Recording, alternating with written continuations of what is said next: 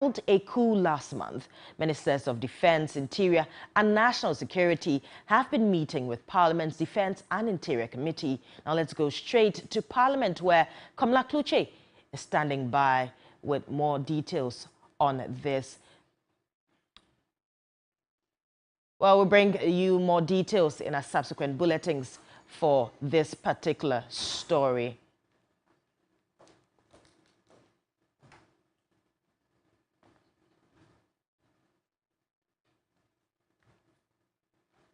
Let's still stay in Niger now. An international security consultant, Colonel retired Festus Abuaje, is questioning the basis of a military intervention in Niger. He said Ghana could compromise its national sovereignty should it contribute troops to the ECOWAS standby force. On to Article 40 of the Ghana Constitution, which covers international relations. Not surprisingly, the first provision under this article is that in our dealings with other nations, our government, the government that we elect, shall promote and protect the interest of Ghana. So what is the interest of Ghana in the intervention in Niger? During the decision, it should be clear that when the government comes out to say that Ghana is going to be part of the ECOWAS intervention, that the government articulates how that is going to serve the national interest. Before you end that provision, it also says that we shall first pursue pacific settlement of disputes, that settlement of international disputes by peaceful means. So the question is, what peaceful means have Ghana been part of? So far, Ghana has not told us what the risks are. You see what I mean? It's just saying that we belong to a multilateral organization called ECOWAS, signed the ECOWAS Treaty and so on and so forth. Does that mean that when ECOWAS is going into a ditch, we go along with ECOWAS into the ditch? Then the government has not told us where it's going to find the means to support this endeavor. Some have suggested it's going to come from France. Look, we're going to compromise our sovereignty, but there's no free lunch anywhere in the world. And I want Ghanaians to go and read Dr. Obed Asamoah's book, that big book, and read how he articulates how both Nigeria and Libya were twisting the arms of Ghana to do the bidding of Nigeria and do the bidding of Gaddafi, just because we're in dire straits and they gave us oil and they paid for our troops in Lekomo. So if Ghana cannot pay for this intervention, Ghana must not be part of it. And I want to suggest that given the economic circumstances that we are in, it can never, or it will be very difficult in the national interest to spend money on this intervention. Now, former Nigerian President General Olusegun Obasanjo has blamed poor leadership and governance for the continent's woes. He believes change can occur if the youth take a key role in governance and positively change the narrative. He was speaking at the 15th African Youth and Governance Summit at Bankasim in the Central Region. In the last 5 years, Africa has recorded 8 of its democratically elected heads of state toppled in coups by military juntas. 5 of the coups happened in West Africa. The recent coup in Niger, which ousted Mohamed Bazoum, has prompted members of the West African Regional Bloc, ECOWAS, to take action. ECOWAS has tabled among options to deploy the military to intervene in the case of Niger and reinstate Mohamed Bazoum as head of state of that country. Addressing the 15th African Youth and Governance Summit, former President of Nigeria, General Olusegun Obasanjo, blamed the military overthrows on abysmal administrative performance. The situation we are in is simply, let us put it as it is simply leadership and governance. We are in bad shape. We are in bad situation because leadership and governance in our different countries, in our sub-region, and indeed have not been what it should be. And what we have in West Africa today is not just unconstitutional change of government that will transition to civilian or civil government quickly.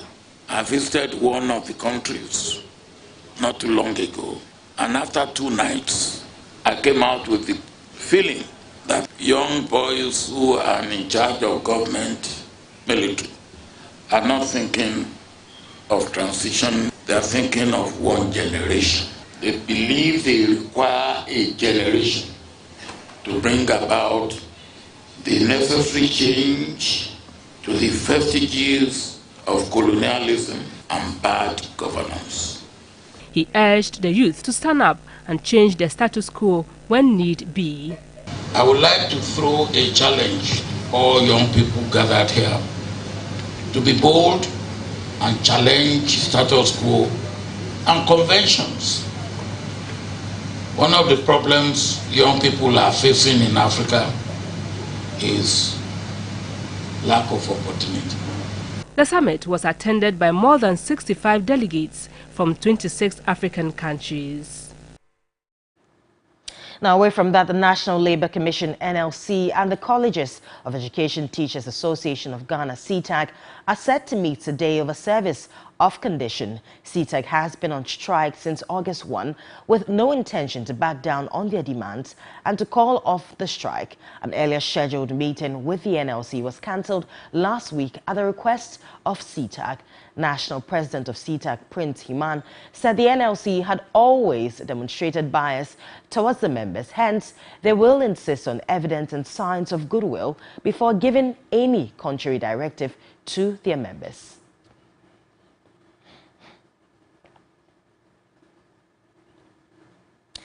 Now, moving on, concerns have been raised over the cumbersome process in acquiring a passport despite its movement from manual to electronic. I visited one of Accra's most popular passport offices, and here's a report. It's now so common. The struggle to acquire a passport for some has become an extreme sport. Long queues to access offices, long queues to capture your biometrics, and if you're not lucky, even longer waiting periods to get a printed copy of your passport. Yeah, I applied for a passport somewhere last year around December, and up till now I've not gotten it, and that was even premium. So I personally do not understand what's happening in the country, because I've been to the passport office a couple of times and then they will tell you that it's not yet ready, go and come. 3 years ago, it seemed all was about to change when the passport acquisition process was meant to go fully digital, as the system got rid of middlemen who dragged it out and profited from it. But it did not last. Complaints about a lack of printed material caused long details in issuance of passports. It is frustrating those who desperately in need of passports. At times I wonder if you are still living in a country like Ghana. I applied for my passport, that was in January. The last time I went there, I was directed to go and see somebody, only for that person to tell me that if I want my passport within a week or a month, I should pay 600 cedis. And I was like, how? The increasing concerns have now reached the Ministry of Foreign Affairs. And when I say illegal activities, we all know, just 2 days ago, the report in the Daily Guide that the issue of Goro people involved in our passport acquisition process has become rife. She also sacked some public officers on secondment at the passport office. Patrons today complained nothing much has changed, especially for those who go through the normal process. I was told by a friend that filling it online and then getting through the normal process is quite difficult. So you pay something small, you go fast.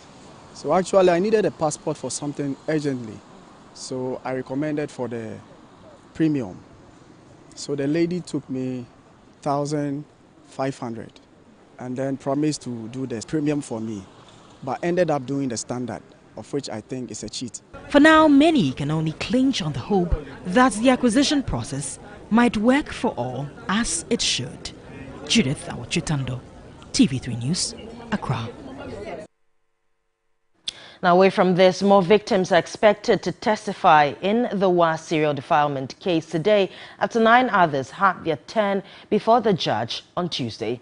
Hearing on the first day, which was not open to the public, stretched for over 2 hours, with the accused unable to directly address the victims.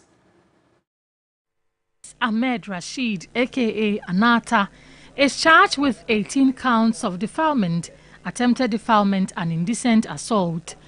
On Tuesday, August 15, he was to meet several of the victims for the first time because a hearing started behind closed doors.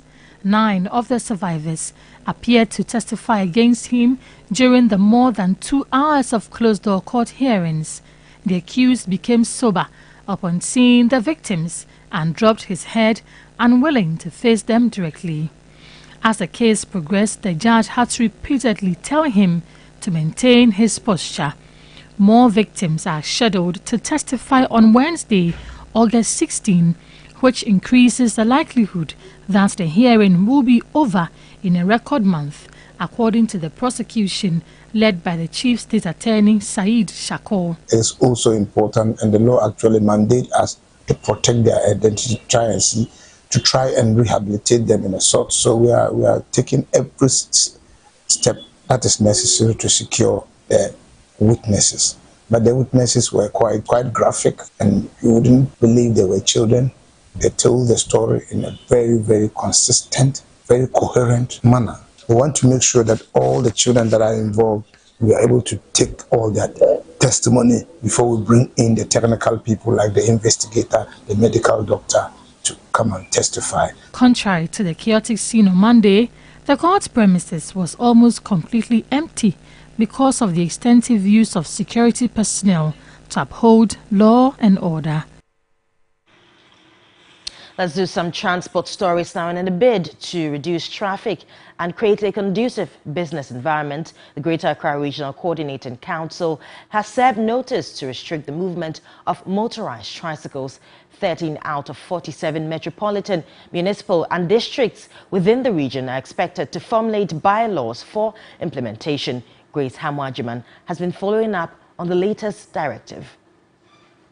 The Greater Accra Regional Coordinating Council, in a statement, has restricted the operations of these tricycles within the Central Business District and some principal streets in Accra, which it says causes heavy traffic congestion, chaotic scenes with indiscriminate parking and flouting of traffic regulations.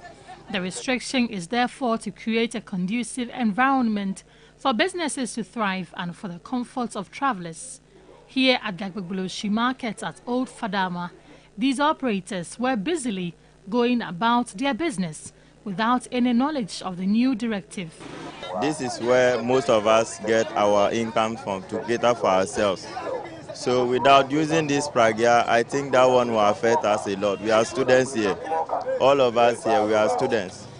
Due to the poverty in our families, we found ourselves here doing businesses. It's a big problem because me myself, without money, I can't further up. This is where I get money to pay my school fees. Yeah, cause traffic, because parking one way.